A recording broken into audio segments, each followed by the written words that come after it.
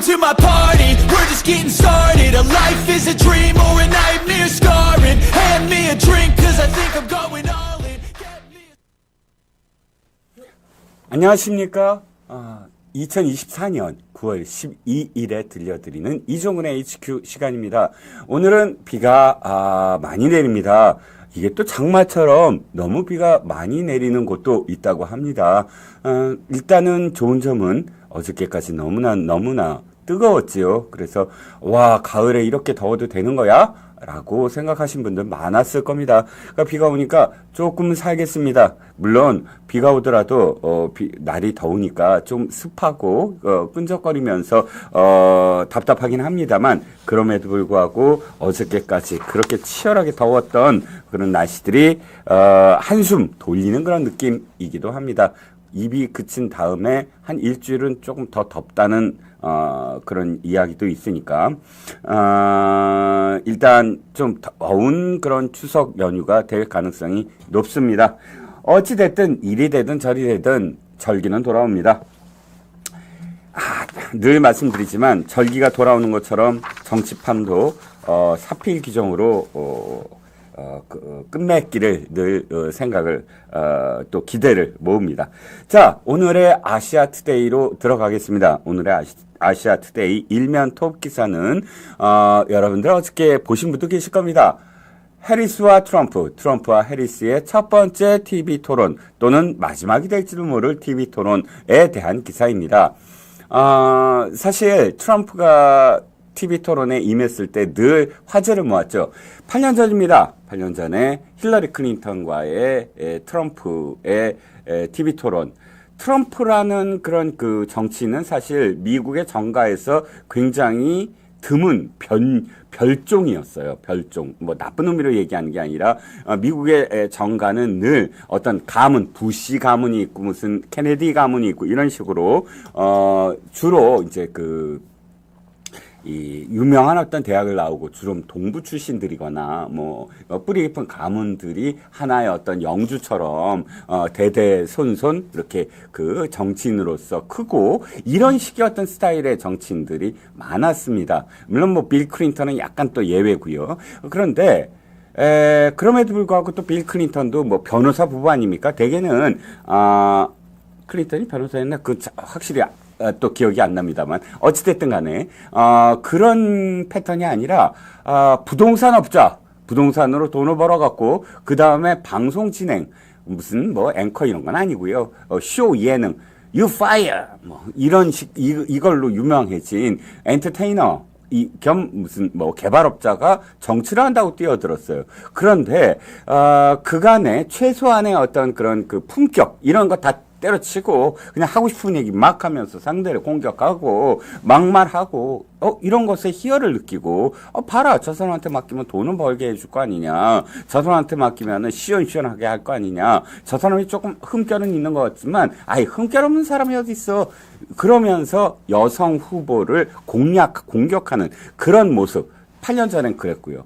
또 4년 전에는 바이든과 붙었습니다. 역시 트럼프 뭐 완전히 기관단총 다다다다다다다 쏴댔죠. 그때마다 TV 토론이 화제가 됐었어요. 그렇기 때문에 카멀라 해리스와 어떠한 그 결과를 낳을 것이냐. 거꾸로 해리스는 굉장히 전국적 인지도가 낮은 사람입니다.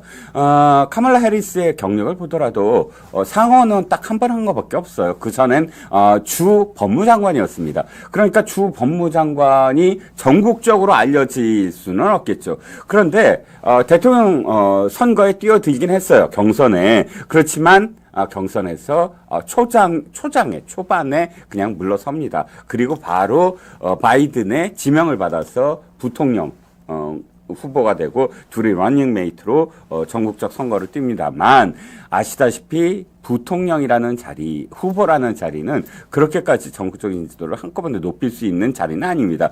물론 부통령이 돼서 더 인지도를 높일 수도 있었겠죠. 하지만 해리스는 4년 동안 조용한 2인자의 자리에 그냥 머물렀습니다. 그리고 보다 더 적극적으로 뭔가를 해본 적이 없어요. 그래서 뭐 도마에 올랐다거나, 그러니까 예를 들어서 비난을 받을 그런 지경이나 칭찬을 받을 지경이나 다 없었어요. 그러니까 이 사람이 제대로 진검승부를 벌일 수 있는 전국적인 단위의 TV 토론이 이번이 처음이에요. 사람들은 궁금했습니다. 해리스가 어떻게 할 것인가. 그런데 이 아시아투데이 일면 톱은 거기에 대한 결과를 지금 이렇게 제목을 달았군요. 미국 시청자 63% 토론 승자는 해리스라고 달았습니다. 물론 이것은 CNN이 조사한 겁니다. CNN이 TV 토론 시청자 605명을 상대로 실시한 여론조사. 오차 범위가 플러스 마이너스 5.3%포인트 좀 높네요. 결과 약 63%가 해리스를 승자로 37%가 트럼프를 승자로 꼽았다는 겁니다. 63대 37. 뭐 하프게임이네요. 자, 그런데 여기서 일단 좀 감안해야 될 것은 CNN은 친민주당 성향입니다. 뉴욕타임스 친민주당 성향입니다. 방송으로서는 폭스뉴스가 친공화당 성향이고요. 뭐 이 여론조사 말고 영국의 지금 그 타블로이드판이지만 데일리 익스프레스 같은 곳은 거꾸로 뭐 트럼프가 이겼다라는 여론조사를 결과를 발표한 것도 있습니다. 데일리 익스프레스는 영국 잡지긴 하지만 굉장히 보수적인 그런 언론이죠. 어찌됐든 뉴욕타임스나 혹은 CNN을 지금 인용을 하면서 상당히 이 시청자들은 지금 해리스를 높이 평가를 했다라고 이제 얘기를 했고요. 뉴욕타임스는 그러나 결정타는 없었다 이렇게 또 토를 달았습니다. 즉 일부 언론에서 그러더군요. 잽을 날렸다. 잽만 날렸다라고 표현하기보다는 결정적인 피니시 블로는 없었다. 근데 그래도 잽이라도 날리니 얼마나 다행이냐. 왜냐하면 잽을 날려서 트럼프를 공경에 몰아넣었다. 뭐 이렇게 지금 표현을 하더군요. 일단 뭐 제가 보기에는 이겁니다. 해리스에 대한 기대가 그렇게 크진 않았거든요. 그러니까 TV 토론에서는 왜냐하면 해리스가 뭐 아까도 말씀드렸지만 정책적으로 그렇게 막 뚜렷하게 무엇인가 이슈를 던진 적도 없고요. 또 이렇게 그 트럼프 같은 그런 그 공격적인 인파이터하고 실제로 어떻게 상대할 것이냐 굉장히 불안하다. 이런 기대감 자체가 아주 높은 것보다는 기대감이 좀 우려적인 어떤 우려 섞인 기대감 정도였거든요. 그런데 어저께 일단 세 가지 흔들리지 않았다. 트럼프가 공격을 뭐 안 했겠습니까? 근데 흔들리지 않고. 두 번째, 굉장히 여유가 있어 보였다. 그리고 세 번째, 도리어 굉장히 공격적이었다. 이 세 가지 모습에서, 좀 하네? 이런 정도. 그러니까, 와, 너무 잘한다! 라기보다는, 해리스 좀 하네? 기대를 조금, 걸어봐도 될 것 같은데? 이런 어떤 느낌이었다라고 생각을 해요. 그래서 아마도 언론에서는, 잽으로 상대를 몰아붙였다. 그러니까 피니시 블록 결정타는 없었지만 뭐 이렇게 표현하는 것 같습니다. 자, 사설로 넘어가지요. 사설 걱정스럽습니다. 뭐 여야 의정 협의체 되기는 되는 건가? 제가 이제 한번 논평으로 그런 말씀드린 적이 있죠. 저는 발을 디디기 시작한 것도 굉장히 의미가 있다. 즉 야당이 적극적으로 하겠다라고 이제 들어왔고 그러니까 우리나라에서 여야만큼 지금의 민주당과 국민의힘만큼 지금 적대적인 관계가 또 있을까요? 저는 없다고 봅니다.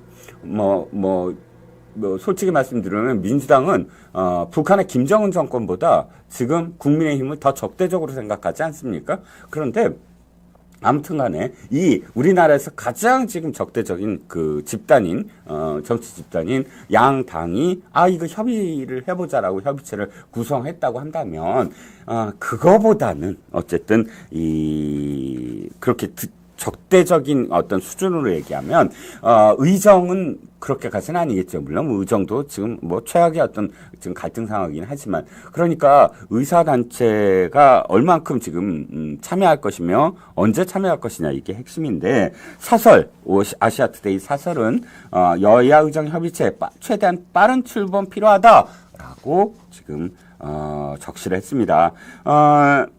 지금 이거죠. 일단 한동훈 대표가 시작을 해서 이렇게 표현합니다. 한동훈 대표가 많은 의료단체들이 참석하지 않더라도 일부라도 있다면 추석 전에는 출발해야 한다. 근데 출발할 가능성은 없죠. 내일밖에 안 남았으니까요. 의대생 전공의 전공의 또는 의대생 또는 의사단체 반응이 없어서 걱정이다라는 그런 의미를 담고 있고요. 그런데 여기에 좀 눈여겨볼 대목은 뭐냐면 한동훈 대표가 자꾸 2025년 의대 증원 재조정을 지금 의사들이 하고 주장을 하니까 일단 들어와라. 이 협의체 출범 전제 조건으로 뭐는 안 된다는 건 없다. 라고 얘기를 했어요. 그리고 또 장차관 경질에 대해서도 모여서 무슨 얘기도 못 하겠느냐라고 했어요. 그런데 이 얘기가 바로 뭐 2025년도 얘기할 수 있는 거 아니냐, 장차관도 얘기할 수 있는 거 아니냐라는 식으로 만약에 받아들여져서 대통령실이 야, 지금 당이 뭐 하는 거야? 라고 이제 반발하기 시작하면 끝이 없는데 뜻밖에도 대통령실에서 조금 더 품을 좀 이렇게 넉넉하게 좀 했어요. 어떻게 했느냐? 이것은 실행하겠다는 것보다는 대화 테이블로 어떻게든 의료계를 이끌겠다라는 의미로 받아들이면서 의료계가 참여하도록 하기 위한 진정성 있는 호소라고 생각한다라고 논평을 낸 겁니다. 그렇다면 일단 대통령실과 지금 한동훈 대표 간에 상당히 어쨌든 소통을 하고 있다. 한동훈 대표의 어떤 지금 이런 발언들을 곡해하지 않고 폭넓게 지금 수용하고 있다라는 것이거든요. 그러니까 저는 정부가 그러니까 대통령실이 대단히 지금 대화의 의지가 있다라고 좀 생각을 해요. 그래서 일단 이런 부분. 그러니까 지금 이 대통령실과 국민의힘 당정 간에 어긋남 없이 지금 한 그런 이 방향으로 추구하고 있고, 여기에 이제 야당도 어찌됐든 크게 반발하지 않고 상황을 지금 관리하고 있습니다. 여기서 어쨌든 40개 의대 교수 단체인 전국 의과대학 교수 협의회가 전제 조건이 없다면 협의체에 참여할 수 있다라고 밝혀서 고무적인데, 이 칼럼의 마지막은 역시 의대생이나 전공의 의사단체도 전제 조건 없이 협의체에 빨리 들어와라! 라고 지금 지적을 하고 있습니다. 자, 오늘의 아투 끝나고, 역시 오늘 이제 목요일에 목요일에 저희가 초청을 하는 패널이죠. 아시아투데이 전문 기자 장원칙 기자를 지금 모셔서 대담을 나누기 전에 제가 오늘의 이슈 하나만 갖고 왔습니다. 내용인즉슨 무엇이냐? 문재인 딸 문다혜가 오늘 또 이쯤 되면 막가자는 거지요 라고 해서 온 국민의 비판을 받던 문다혜 또다시 SNS에 글을 올립니다. 오늘은 이렇게 얘기를 합니다. 아무것도 하지 않으면 바보가 되는 세상이고 가만히 있으면 기정사실화 돼 버리니 무엇보다 이젠 못 견딜 것 같아서 나는 나를 위해 글을 쓰기로 했다라고 하면서 나는 내 아버지에게 칼을 겨누기 위해 지려밟고 더럽혀져야 마땅한 말일 뿐이다 라고 올리면서 또 장문에 주저리 이 글을 썼습니다. 뭐 안에 있는 내용은 조금 이따 다 분석을 해드리기로 하고, 문다혜를 이렇게 보면서 문다혜가 좀 제가 생각하기에 이렇게 생각이 들어요. 좀 사춘기가 제대로 이렇게 통과 의례처럼 어떤 10대, 뭐 20대에서 그 사춘기를 제대로 겪지 못한 게 아니냐. 지금 제가 딱 보기에는 거의 사춘기 수준의 중얼거림을 계속 하고 있다라고 생각을 해요. 성인이라면, 우리가 그러니까 자신이 성인과 이 사춘기의 그 소녀의 차이는 뭐냐 하면, 사춘기의 소녀는 모든 걸 다 외부 탓으로 돌려요. 그게 이제 성인으로 가기 직전에 자아가 형성되는 과정이거든요. 그래서 나의 자아를 성립시킬 때 외부에 있는 모든 것들이 낯설어 보이고 그 환경에 적응을 하려고 하다 보니까, 그러니까 보다 더 성숙해지기 위한 어떤 사고의 과정 속에서 나를 이제 좀 움츠러들면서 모든 것들을 다 외부 탓으로 하는 과정이 이제 사춘기거든요. 그런데 지금 상태가 딱 그래요. 그래서 사춘기는 일기 같은 걸 많이 써요. 그래갖고 뭐 별의별 정말 지금 커서 보면은 참 부끄러운 부끄러울 그런 자기 고백 같은 걸 많이 하거든요. 그러면서 난 아빠는 왜 저럴까, 엄마는 왜 저럴까, 선생님은 왜 저럴까, 학교는 왜 저럴까, 이런 식의 어떤 글들이 있어요. 그런데 지금 보면 딱 그 수준이다라는 겁니다. 뭐냐면 나는 나를 위해 글을 쓰려고 한다. 일기장에 쓰려고 하는 여중생이, 그러니까 초등생이나 초딩이나 여중생이 지금 쓰려고 하는 게 딱 이거잖아요. 나는 나를 위해서 글을 쓰려고 합니다. 라고 하면서 이제 일기 쓰기 시작하잖아요. 딱 그 수준이다. 자, 그리고 나는 내 아버지의 칼을 겨누기 위해 지려밟고 더럽혀져야 마땅한 말일 뿐이라는 말에 대해서 이 지금 속에 담긴 건 뭐냐면은 자신의 어떤 죄책감이 지금 있어요. 문다희는 당연히 딸이면 만약에 죄책감이 없다고 한다면 그건 인간이 아니고 어떤 죄책감? 아버지가 나를 위해서 지금 얼마나 많은 것들을 권력을 동원해서 했습니까? 나중에 또 말씀드리겠지만, 아이고, 남편을 잘못 만나서, 솔직히 이 말씀 드리는 게 조금 이상하죠. 그런데 보니까 되게 무능한 사람인 건 맞아요. 보니까. 엄청나게 오래전부터 생활비를 지급하고, 그러니까 보내주고 있었더군요. 결혼한 그런 가정에. 좋아요. 그런데, 그러다 보니까, 아버지가 딸이 잘 못 사는데 도와줄 수 있다고 봅니다. 일반적인 가정에서는 그것이 증여의 그런 어떤 한도를 벗어나지 않는다면 난 가능하다고 봅니다. 그걸 욕하고 싶은 생각 절대로 없습니다. 하지만 대통령실, 그러니까 청와대 비서실장, 민정수석, 아니면 변호사, 아니면 또 대통령, 이런 변호사 제약해요. 국민의 세금을 내므로 월급을 받으면서 권력이 어마어마한 자리에 있는 자가 그 권력을 동원해서 자기의 찬스를 쓰는 것, 카드를 쓰는 것, 압박 찬스를 쓰게 하는 것, 이게 잘못된 거잖아요. 그러니까 지금 법카 문제가 나오고 조국이 저렇게 지금 그 조국의 아내가 4년형을 받고 복역하고 그게 다 그런 문제잖아요. 그러면 딴 사람은 모르지만 문다희는 압니다. 지 아버지가 아픈 손가락 자기 때문에 어쨌든 권력을 다 동원한 거 아니에요. 그래서 결국은 죄가 있다는 걸 문다희가 너무 잘 압니다. 그러니까 결국은 자기 때문에 아버지가 피의자가 되고 피고인이 되고 그 다음에 선고를 받고 감옥에 가야 되잖아요. 그렇다면 부끄러운 줄 알아야지요. 그런데 이자는 거꾸로 지금 의식, 사고가 바뀌어져요. 어떻게 바뀌어져? 아니야. 내가 그렇게 우리 남편이 무능한 사람이기 때문이 아니야. 내가 저런 남편과 살아서 때문이 아니야. 이건 다 우리 아버지가 정치적인 박해를 받기 때문이야. 라고 사고를 돌리는 거예요. 스스로 이렇게 사실 솔직히 얘기하면 스스로 계속 나는 죄가 없어. 나는 죄가 없어. 나는 죄책감이 없어. 이건 다 정치적인 보복일 뿐이야. 라고 쇠뇌하는 거나 좀 마찬가지라고 생각합니다. 최소한 이자는 그렇게 생각하면 안 되지요. 이게 가짜일지 진짜일지 모르겠지만 이게 진짜라고 생각한다면 지금 스스로 그냥 정신승리, 나 때문이 아니야. 아버지는 정치 보복 당하고 있는 거야. 라고 지금 스스로 쇠뇌를 하고 있는 거에 불과하고요. 여기에 제가 또 하나 생각이 드는 게 중간에 그들이 다녀간 지 열흘도 더 지났다. 집에 들어갈까 말까. 압수수색 당한 이후에 자기가 갖고 있는 감정을 무슨 삼류 소설처럼 심파조로 지금 연결을 해요. 열흘도 더 지난 듯하다. 그간 무기력이 시간을 지배해서. 야, 참 유치 짬뽕이다. 무기력이 시간을 지배한대요. 이게 참 이런 정도의 표현이면 10살? 11살 정도의 일기 처음 쓰라 그러면은 자기가 대단히 진짜 멋있는 표현처럼 쓸 그런 그 표현이죠. 매일 온갖 매체에서 찢어 발기는 통해 더 시간에 무감해진 탓인지도 모르겠다.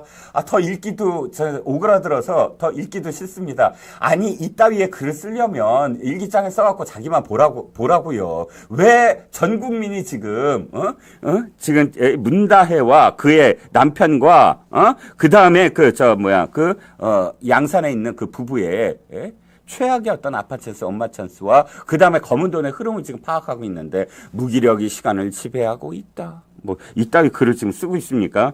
그런데 나는 그제서야 범죄자도 아닌데 집을 압수수색 당한다는 것이 진정되기엔 힘들고 범죄자 맞거든요. 그 다음에 제가 더 이게 하는 게 나의 뭐 사생활을 샅샅이 지금 뭐 더럽히고 있다? 뭐 어떻다고요? 사생활이 어떻다고요? 지금 모든 사생활이 국민 알 권리로 둔갑해서 까발려지고 있다라고 표현을 합니다.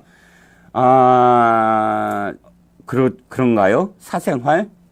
그런데 이렇게 되지 않으려면 문다희 씨는 모든 걸 그냥 밝히면 됩니다.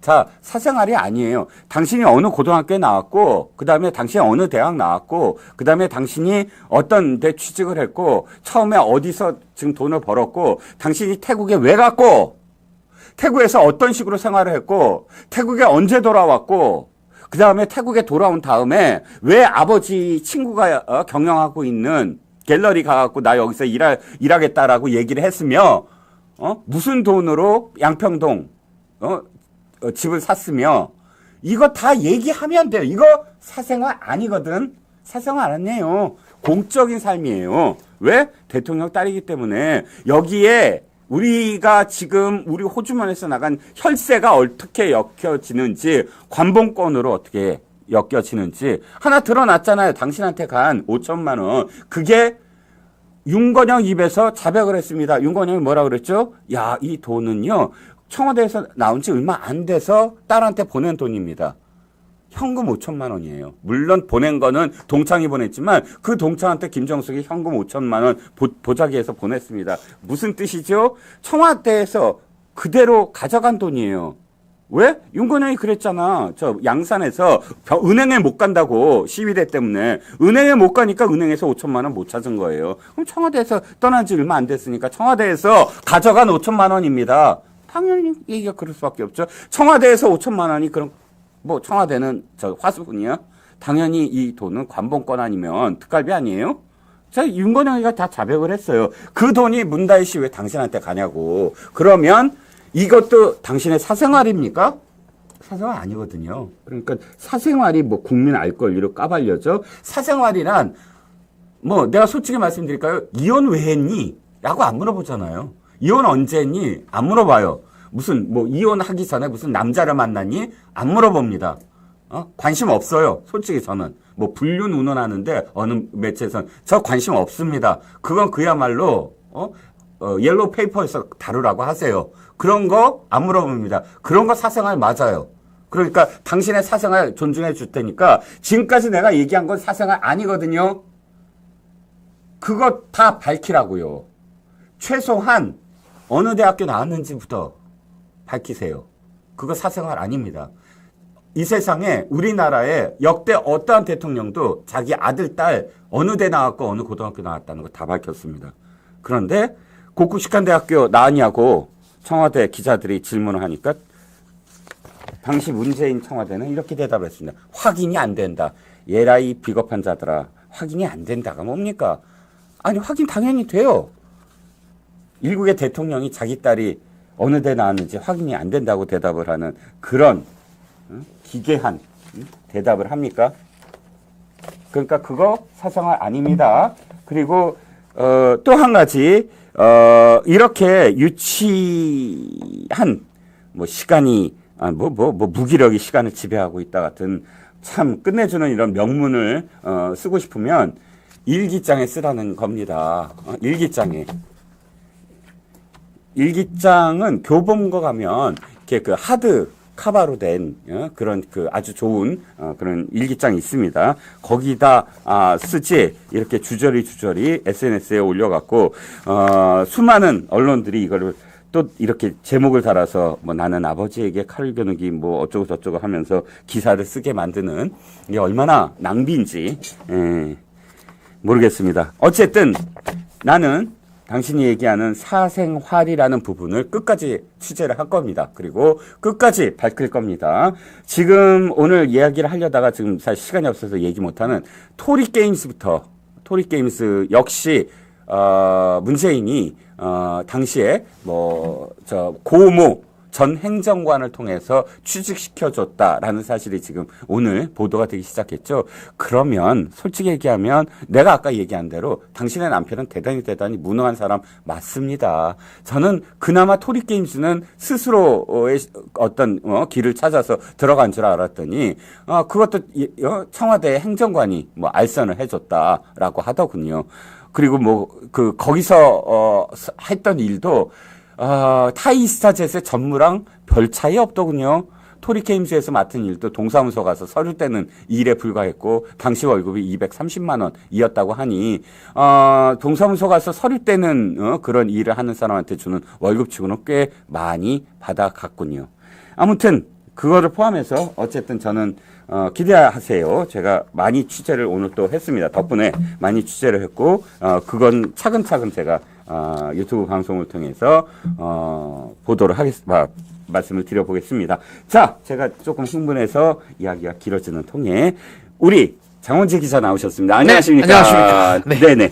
지금 많이 흥분하신 것 같은데. 아니에요. 네. 흥분했죠. 네. 가라앉히겠습니다. 제가 여기서 좀 드리고 싶은 말씀이 있습니다. 네.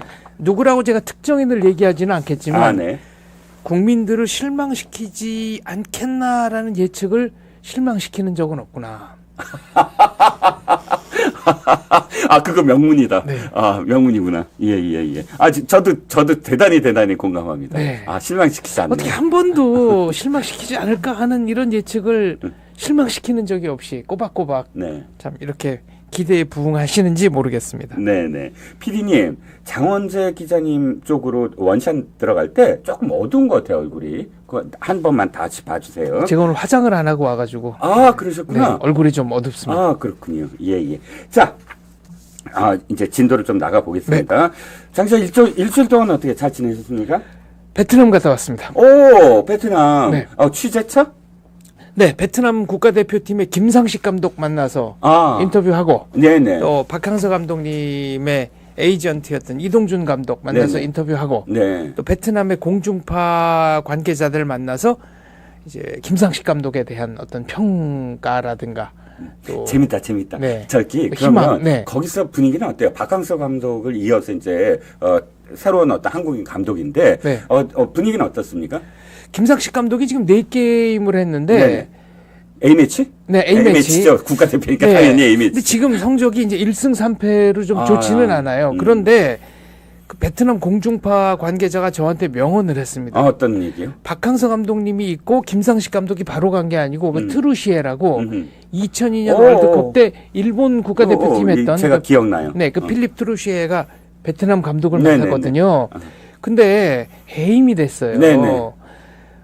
이분이 저 박항서 감독님도 마지막에 10게임에서 8게임 지고 그랬는데 나랑 성적이 똑같은 거 아니냐. 말이 안 되는 게 그렇죠. 박 감독님은 최종 예선에서 1승 1무 8패를 한 거고 트루시에는 최종 예선 가지도 못하고 2차 예선에서 떨어진 겁니다. 베트남 그 공중파 해설자인 북궁 후이 씨가 상당히 흥분할 수밖에 없죠. 그래서 제가 그러면 그 트루시에 감독에 대해서 어떻게 생각하느냐 그랬더니 베트남 축구의 클린즈만이다. 오. 바로 공감했습니다. 오. 이거구나. 그대로 느낌이 오네요. 네. 그러니까 어쨌든 기대를 걸어볼 만한 건가요? 그러니까 베트남 국민들이 좀 기대를 하고 있나요?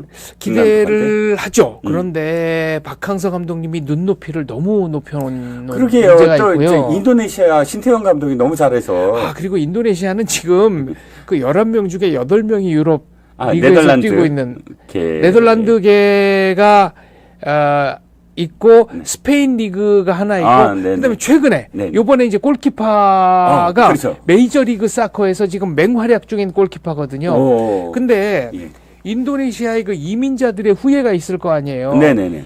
이 선수들이 약간 속된 말로 간을 보다가 잘하면 월드컵 나갈 것 같거든요. 그래서 지금 급수가 높은 선수들이 계속 귀화 신청을 하고 있어요. 이게 저기구나. 완전히 그러니까 눈치 보고 있다가 이 진짜 저기 하는 거 아니야? 인도네시아가 올라가는 거 아니야? 그러면 내가 합류해야지. 이렇게 월드컵 되는구나. 출전은 모든 축구 선수들의 로망인데 꿈이죠. 될 것 같거든요. 현실화 됐거든요. 그러니까 저는 차제에 그 베트남도 한번 적극적으로 이런 정책을 펼 필요가 있지 않나. 사실 이게 필리핀부터 시작된 겁니다. 그렇죠, 그렇죠. 네. 자, 그 스포츠 얘기를 하셨으니까 네. 스포츠 이슈부터 좀 들어가 보죠. 사실 축구 얘기를 하셨으니까 지금 우리가 3대1로 이겼잖아요, 최근에 네. 오만을. 그런데 선수들은 잘했다. 진짜 이게 제가 그냥 모르는 스포츠를 모르는 제가 보더라도 그냥 손흥민이 멱살 잡고 하드캐리 했다 그냥 네. 이렇게 느껴지는데 홍명보는 안 된다라는 목소리가 아직도 나오고 있지 않나요? 일단 홍명보 감독의 능력에 대해서는 뭐 여러 가지 얘기가 나옵니다만 네.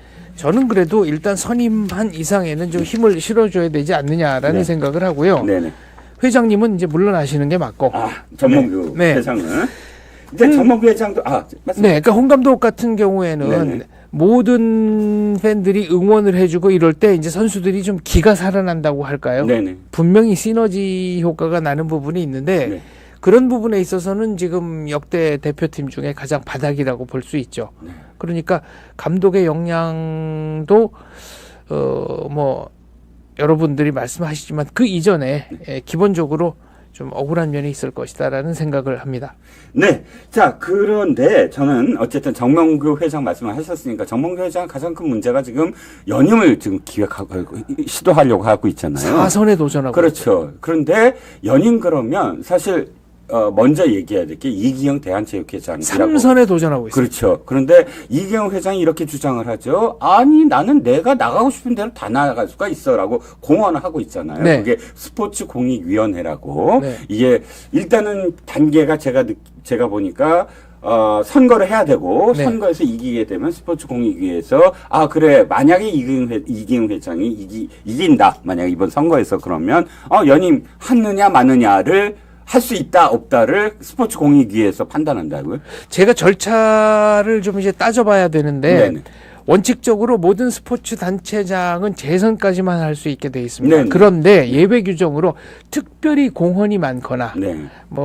업적을 남겼거나 또 연속 사업으로 이 회장이 꼭 마무리를 해야 한다거나 하는 게 있으면은 예외 규정으로 연임을 허락할 수도 있는데 네. 그게 바로 지금 말씀하신 스포츠 공정위원회 네네. 여기서 이제 판정을 하거든요. 네. 근데 그 위원이 15명인데 네. 이기용 회장이 15명을 다 임명했습니다. 공정하지가 않네. 공정위원회라고 하면서 공정하지가 네. 않네요. 예전에도 대포 그러면은 국경선을 바꾸는 가장 효율적인 도구 이런 식으로 비틀어서 얘기하는 분들이 계셨는데 네.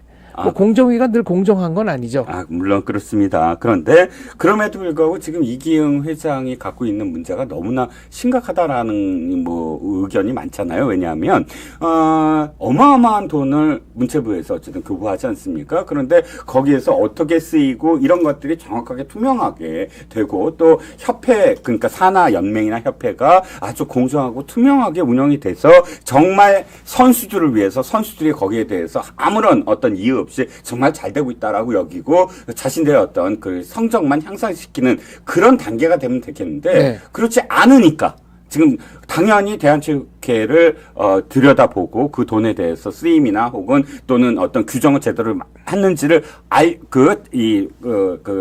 투명하게 보려고 했더니 절대 안 돼. 우리가 독립적으로 할 수 있어 하면서 이기흥이라는 사람의 어떤 독단 이런 것들이 너무나 지금 불거져 있다라는 게 일단의 어떤 체육계 인사들의 지금 증언이거든요. 독립적으로 하시려면은 정부 돈을 안 받으면 됩니다. 네. 간단한 거 아니겠습니까? 그렇죠. 근데 정부에서 5천억을 받으면 자기들이 후원금으로 벌어 들여오는 거는 차치하고라도 네네. 정부에서 주는 돈에 관해서만큼은 정부가 감사권을 행사할 수 있어야죠. 그게 네. 맞는 거 아니겠습니까? 그렇죠. 근데 지금 그게 다 불투명하거든요. 그렇죠. 그런데 지금 그래서 문체부가 제동을 건다.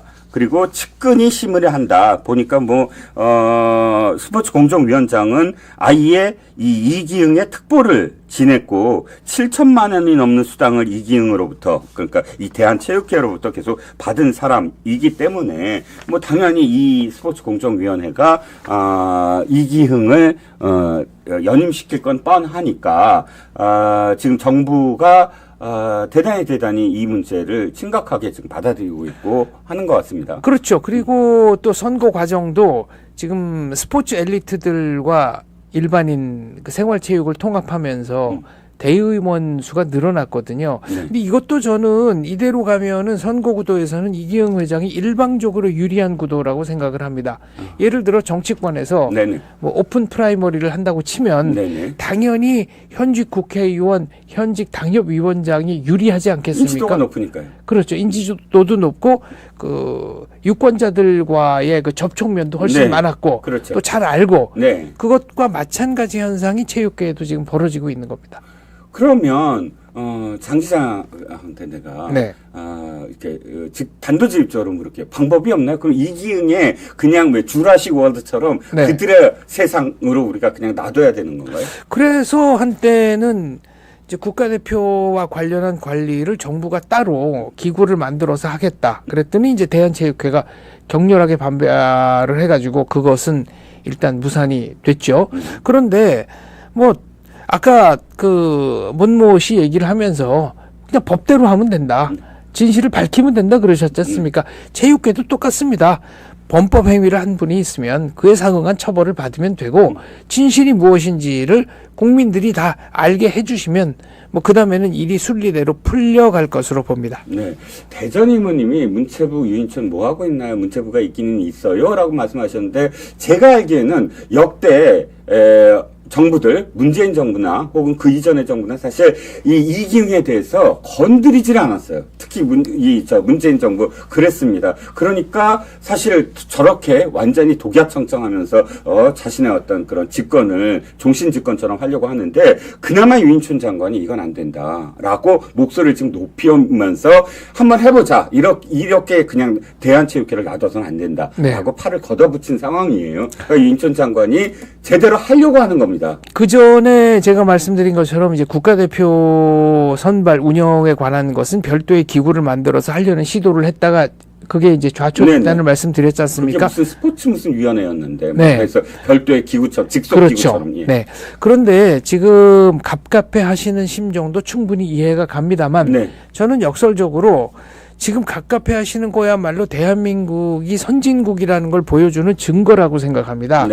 우리가 무슨 북한 김정은식으로 쟤 갖다 죽여. 그래서 즉석에서 죽이고 이런 게 아니라 대한민국은 법과 절차가 살아있는 나라다. 갑갑하더라도 법과 절차에 따라서 간다. 원칙을 지키는 사회다. 이거를 보여준다는 면에서는 의미가 크다고 봅니다.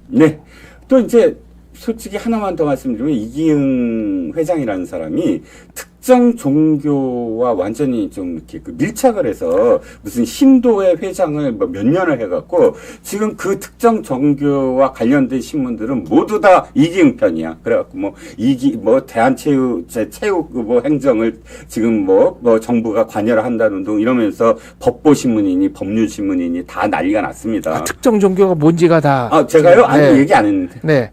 법보신문도 나오고. 그렇군요. 어찌됐든.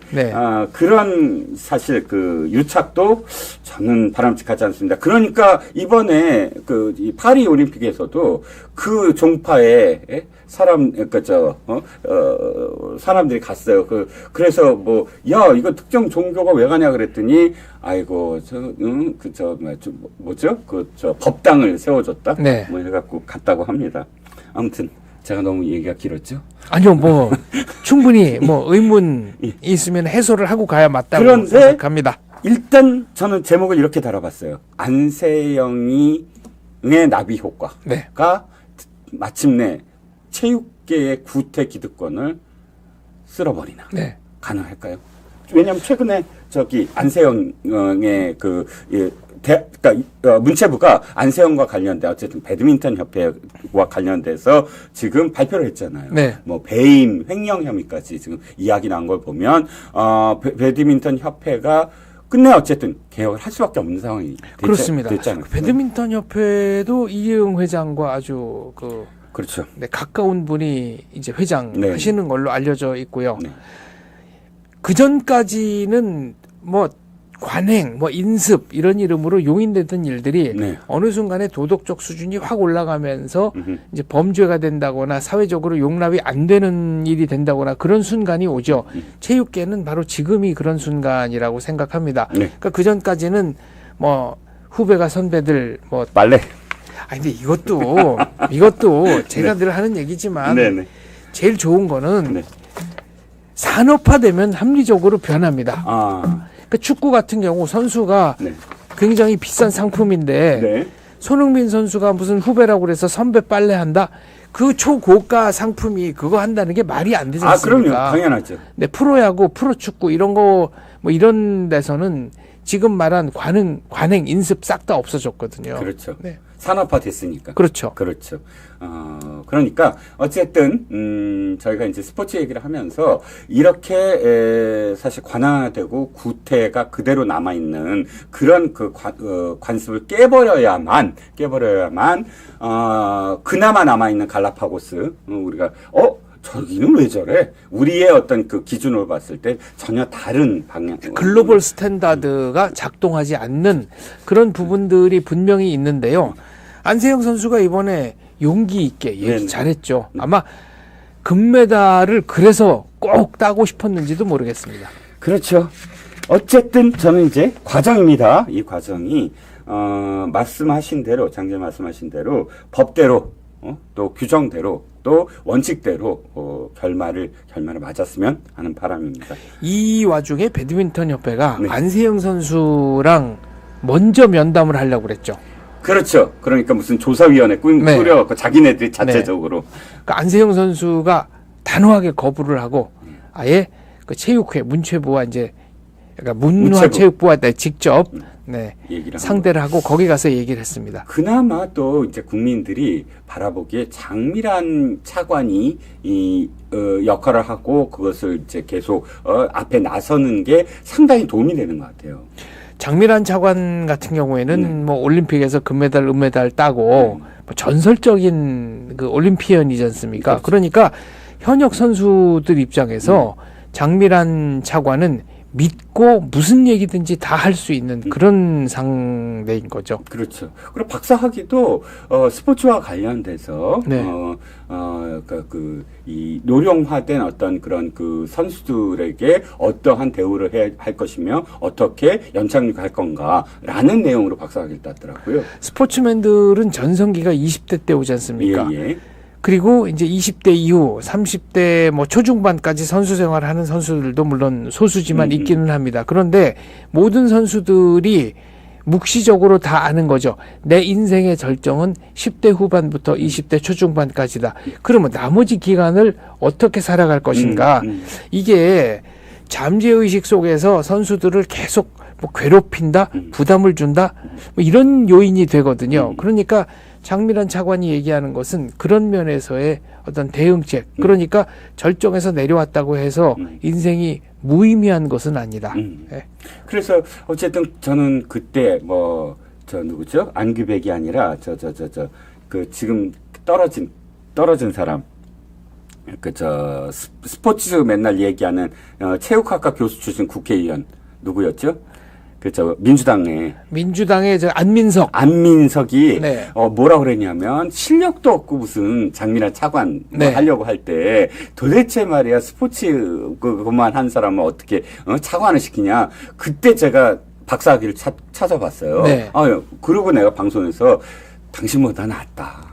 근데 그분은 뭐 조사가 좀 많이 미흡한 것 같습니다. 예를 들면은 뭐 해외에 누가 숨겨놓은 뭐 재산이 무슨 조 단위로 있다 뭐 이런 얘기들을 하신 걸로 저는 기억하는데, 네, 무슨 아니면 말고도 아니고, 그렇습니다. 네, 좀 조사가 미흡하다. 네. 조사를 좀 더 철저히 한 다음에 이야기하자, 우리. 네, 팩트를 가지고 얘기를 했으면 좋겠다. 맞습니다. 네. 우리 팩트를 갖고 이야기하는 방송, 이승훈의 이치기입니다.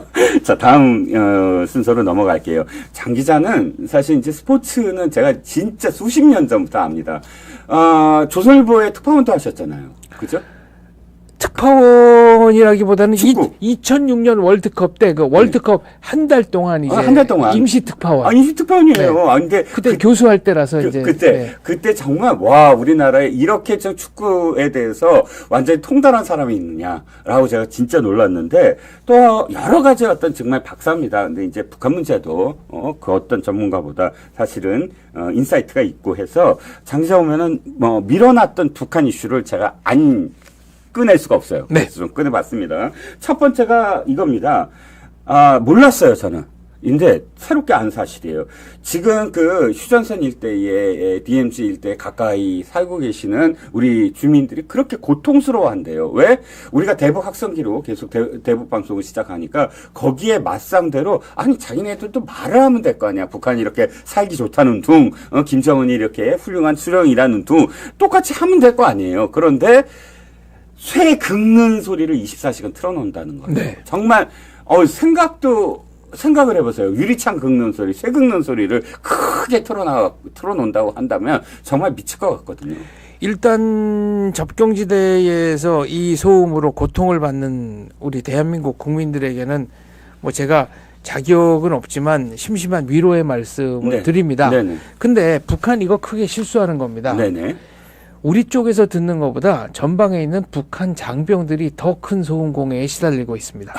그러니까 끝내는 이게 자해가 되는군요. 네. 예. 그리고 두 번째로 이자들이 좀 크게 잘못 생각하는 게 있는데 네.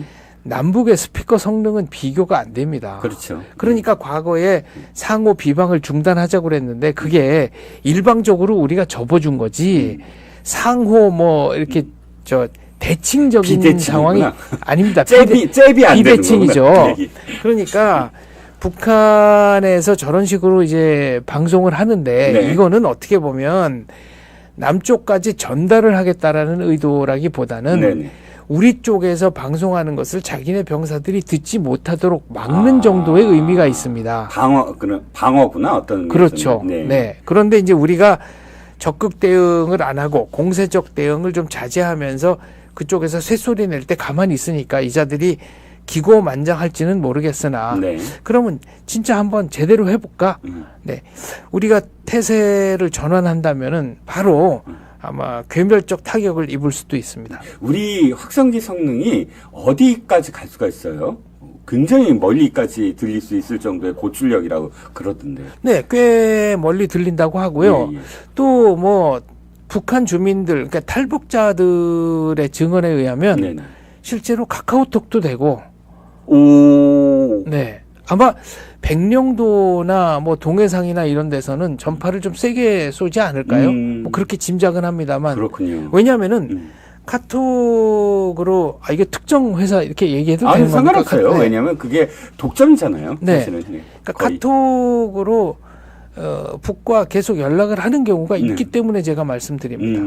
실제로 보면 우리의 이제 몇몇 인터넷 매체이긴 하지만 그러니까 북한 전문 매체들 보면 그러니까 통신원이라고 통신원이 아니라 뭐라고 표현하죠? 어쨌든 이 북한에서 있는 그 주민들과 통화 같은 걸 하면서 어떤 소식들을 전하는 게 많아요. 그게 다 지금 말씀하셨듯이 어쨌든 휴대폰이라든지 이런 걸 실제로 남북 간에 그러니까 실제 전화가 가능하다는 얘기잖아요.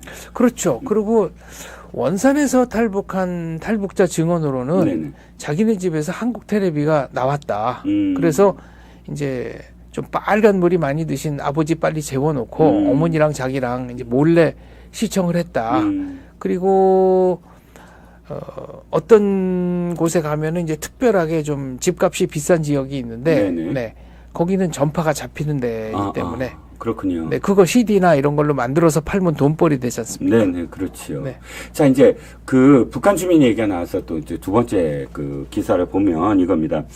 그러니까 문재인 정권 때는 탈북하는 사람이 없어졌잖아요. 몇 가지 사건 때문에 북한에 그냥 어부송환 뭐 이런 게 막 소문이 돌아갔고 내려가면 무조건 죽는다 이런 얘기도 있고 뭐 그래서 현저하게 탈북민이 줄어들었는데 거꾸로 이제 윤석열 대통령 되면서 상당히 많은 사람들이 이제 탈북해도 되는구나라고 생각을 하고 실제로 지금 강원도 쪽에서 성공한 사례들이 있기 때문에 저기 위에 양강돈, 그러니까 자강돈이 이렇게 저쪽 두만강 쪽에서는 압록강 그쪽에서는 원래 그쪽으로 루트가 있었는데 도리어 이제 밀수 이런 것들이 잘 안 되니까 북한 주민들이 강원도로 이사 가야 되겠구나라고 이야기하시는 분들도 있다는 거예요. 뭐 이사가 쉽진 않겠지만 이사가 불가능하죠. 왜냐하면은 이제 여행증 띄고 뭐 단순 여행만 해도 정말 어마어마한 과정이 절차가 뭐 뇌물도 많이 줘야 되고 그렇죠. 그걸 고인다고 합니다. 전문 용어로. 고여요? 네, 뇌물을 고인다. 고인다, 괜다. 네, 고인다. 네, 그래서 북한은 처음부터 끝까지 뇌물로 돌아가는 사회이기 때문에 북한 주민들이 말하는 물리학의 제3법칙, 고이면 움직인다. 네. 움직이는 거리는 고인 양에 비례한다. 네, 그래서 안전화는 안전하게 먹고 군인은 군데군데 먹고 당원은 당당하게 먹는다. 뭐 이런 얘기도 있어요. 이거 지금 저기 남한 쪽이 아니라 북한 쪽. 북조선에서 북조선 주민들이 하는 얘기죠. 그렇군요. 네. 이거 녹음해야 되겠다. 네. 근데 이게 지금 왜 탈북이 줄었느냐 몇 가지 요인이 있습니다만은 결정적으로는 이제 두 가지인데 하나는 코로나 때 김정은이 북중 접경지대를 봉쇄를 했습니다. 심하게 봉쇄를 하고 사실 두만강 이쪽은 탈북한 분들 얘기에 따르면은 여름에 홍수가 와도 뭐 가슴 정도밖에는 이제 깊지가 않고 걸어서 그냥 가겠네요. 네, 겨울 같은 데는 그냥 살얼음 얼음이니까 뭐 이렇게 걸어서 건널 수도 있고 그리고 아주 깊은 데라야 뭐 한 두어 군데 좀 머리까지 잠기는 데가 뭐 아주 없지는 않지만 도강 자체가 그렇게 어려운 곳은 아니다. 그래서 밀수도 많이 했고 그렇죠. 근데 워낙 이제 외부 물자가 들어오니까 김정은이 거기를 철저하게 폐쇄를 했고 또 CCTV를 달았습니다. 근데 작동은 한 2% 정도나 할래나 뭐 가짜가 많은데 근데 뭐가 진짜고 뭐가 가짜인지 모르지 않습니까? 그러니까 예전에는 군부대 교체 시간에 5분 먼저 가고 뒷팀은 5분 늦게 들어오고 이런 식으로 그 사이에 이제 건너는 경우가 많았거든요. 다 물론 뇌물을 주고 교대 시간도 조절하고 그러는 거죠. 근데 지금은 CCTV가 있으니까 근데 뭐가 작동하는지를 모르니까 걸리면 이거는 이제 변명이 안 되는 거죠. 그다음에 두 번째로는 동북 삼성 넘어가면 거기 조선족들이 많지 않습니까? 그러면은 일단 이제 은신을 한다든가 뭐 그분들 도움으로 중국에서 생활을 하다가 뭔지 팔려가기도 하고 뭐 그런 것도 있습니다만 예컨대 탈북을 원하는 경우에는 남쪽까지 이동을 해서 이제 쿤밍까지 와가지고 뭐 베트남 접경지대를 넘어서 아무튼 태국까지 와야 이제 거기 메콩강이 있으니까 그렇죠. 메콩강을 건너야 되는데 문제는 중국의 신분증이 이제 디지털 신분증으로 다 바뀌면서 중국 내 이동 자체가 매우 힘들어졌다. 저런. 네. 그러니까 그 전까지는 그래도 좀 가능했고 오프라인 종이로 이제 뭐 그렇죠. 종이 신분증이었으니까. 예. 그래서 중국에서 가장 비싼 물건 중에 하나가 젊어서 사망한 사람의 신분증이라는 얘기도 있었거든요. 근데 지금은 모든 게 이제 디지털이 됐고 뭐 안면 인식 장치 그래가지고 찍으면 다 나오고 하니까 중간에 검문 검색에 걸렸을 때 빠져나갈 도리가 없는 겁니다. 그렇죠. 그러니까 예전 같으면은 검문 검색에 걸려도 이제 말을 못하는 장애인 인척하거나 지금 중병에 걸려 있는 척하거나 최악의 경우 뭐 기차에서 뛰어내리거나 뭐 이런 식으로 피해 갔었는데 지금은 그 위험 부담 비용이 상당히 늘어났다. 그래도 견딜 수 없는 사람들이 이제 중국 내에 있는 사람들이 지금 입국을 하는 것이지 북한에서 탈북을 해가지고 들어오는 경우는 지금 거의 없고 다만 휴전선이나 강원도 쪽에서 목선, 귀순 이런 것들이 지금 있는 거죠. 그러니까 과거에는 저 북중 접경지대가 훨씬 탈북하기가 쉽고 탈북의 성지였다면 지금은 그 상황이 역전이 된 겁니다. 그렇군요. 그러니까 이 기사의 의미는 그렇군요. 그러니까 일단 전체적으로 봤을 때 뭐 이사를 한다거나 이게 힘든데 용이한 건 어쨌든 강원도 쪽이 훨씬 용이해졌다. 그렇죠. 접경 지역은 아예 네. CCTV 등으로 인해서 거의 불가능한 뭐 수준이 그리고 됐다. 이제 중국의 그 이동. 신분증이나 안면 인식 검사라든가 등등 이런 것들로 공안들한테 걸릴 가능성이 너무나 그렇습니다. 높아졌다. 네. 근데 사실상 그러면 탈북의 어떤 숫자는 높지 않겠네요. 왜냐하면 뭐 이 북한 내 어떤 이동이 사실 거의 불가능한데. 네. 그러니까 예를 들어서 함경북도나 자강도나 이쪽에 사시는 분들은 강원도까지 못 오잖아요. 강원도까지 오려면 올 수 있는데 이제 준비 기간이 길고 여러 가지 신경 써야 되는 게 많은 거죠. 아니 근데 생각을 하면 네. 원래 그러면 북중정경지대 압록강과 두만강을 건너서 가려면 브로커들한테 들어야 되는 돈들 왜냐면 중국 내에서 또 이동을 해야 되고 그런데 네. 그 돈이면 북한 내에서 뇌물 갖고 이동할 수 있지 않나요? 근데 이동을 해도 이제 북중 접경지대만 넘어가면은 일단 은신이 가능했는데 네. 지금 강원도에서 배를 타고 온다든가 휴전선을 건넌다든가 휴전선을 건너는 거는 이제 일반인은 생각할 수 없는 거고요. 네, 병사만 네. 가능하지. 이제 의지의 한국인은 지금 이제 한국인이 되신 거죠. 저 황해도에서 네. 타이어에 몸을 묻고 뭐 몇 시간 떠가지고 네. 오고 이런 분들도 있는데 네. 문제는 중국에 가다가 걸리면 만약에 이제 걸렸을 경우에 북한 내에서 잡힐 수도 있고 중국에서 잡혀서 송환될 수도 있는데 돈 벌러 갔다. 그러면은 죽지는 않습니다. 예. 이제 죽는 경우는 종교 시설에 다녔다든가 뭐 남쪽 인사를 만났다든가 뭐 이런 경우는 그다음에 중국에서 잡히더라도 동북 삼성에서 잡히는 거하고 저 쿤밍 이쪽에서 네네. 잡히는 거하고는 좀 다릅니다. 네네. 이건 명백한 한국행 기도니까요. 탈북이니까. 그런데 강원도에서 배를 띄우면 이거는 100% 한국행 기도거든요. 예. 그러니까 위험 부담이 큰 건데 네. 저는 이게 또 수요가 있는데 공급이 있다는 게 그렇죠. 그 묘미 아니겠습니까? 네네. 뭐 탈북 목선 브로커도 이제 생길 수 있다라고 예측합니다. 네. 자, 북한 문제까지 이제 다뤄봤습니다. 마지막으로 요것만 한번 논평을 해주시죠. 김정은이 네. 이번에 부부절에 즈음에서 어쨌든 연설을 했는데 정권 수립 기념일이죠. 역시 그러니까 대한민국을 한 번도 언급하지 않았다. 네. 뭐 보통은 멸칭을 하잖아요. 저 괴뢰 뭐 어쩌고저쩌고 근데 네. 멸칭조차도 안 했다. 뭐 삶은 소대가리 뭐 아예 무시, 아예 언급조차 안 했다. 무슨 의미일까요? 약간 눈치를 보고 있는 거나 마찬가지죠. 김정은 얼마나 답답하겠습니까? 예를 들어 이제 미사일을 그렇게 쏴대는데 네네. 이거 돈이 되게 많이 들거든요. 어마어마하죠. 예. 미사일 몇 번 쏘는 값이면은 옥수수 기준해가지고 북한 주민 전체가 한 6개월 먹을 돈쯤 됩니다. 네. 근데 쏴도 옛날 같으면은 뭐 한 발만 쏘면은 뭐 한국, 일본, 뭐 대통령, 뭐 수상 일정 다 중단하고 뭐 긴급 강요회의하고 생 난리를 치고 방송에서도 뭐 호외하고 그랬는데 이제는 이게 양치기 소년처럼 돼가지고 네. 별로 뭐 그렇게 그 일반 주민들조차 뭐 두려워한다고 그럴까? 뭐 반응이 없거든요. 그러니까 갑갑하니까 계속 미사일을 자주 쏠 수밖에 없죠. 내 말 좀 들어줘. 관심 끌기. 그런데 지금 대한민국 정부가 원칙적으로 의연하게 잘 대처를 하고 있으니까 네. 이거 잘못 건드렸다가는 진짜 아무것도 안 되겠다 싶어서 저는 네. 자세를 굉장히 낮춘 거라고 생각을 합니다. 네, 그렇군요.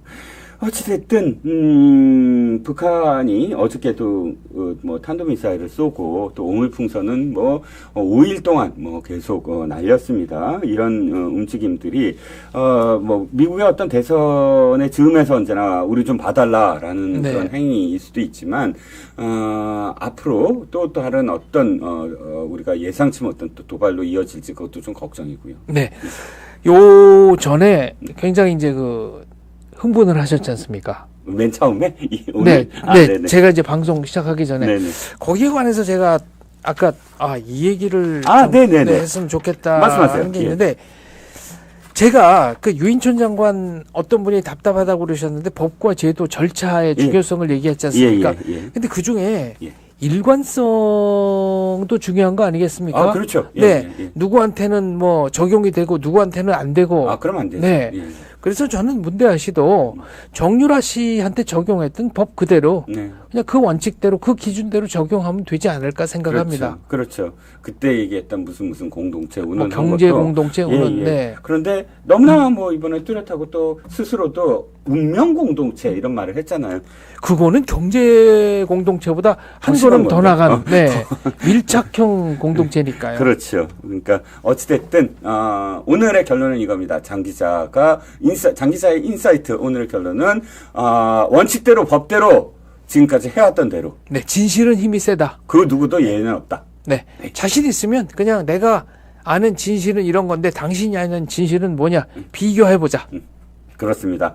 진실을 그냥 이야기하면 됩니다. 네. 무기력이 시간을 지배 이런 얘기 말고요. 네, 그러니까 자꾸 수사법 이렇게 덧붙이지 말고 그냥 담백하게 얘기하면 제일 좋습니다. 내가 뭐 때문에 돈을 받았다. 네. 5천만 원 왜 받았다. 이런 거 밝히면 되잖아요. 예. 자, 장 기자와 함께하는 목요일입니다. 목요일의 인사이트.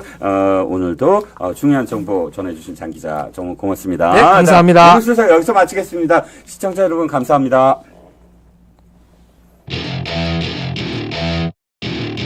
Welcome to my party. We're just getting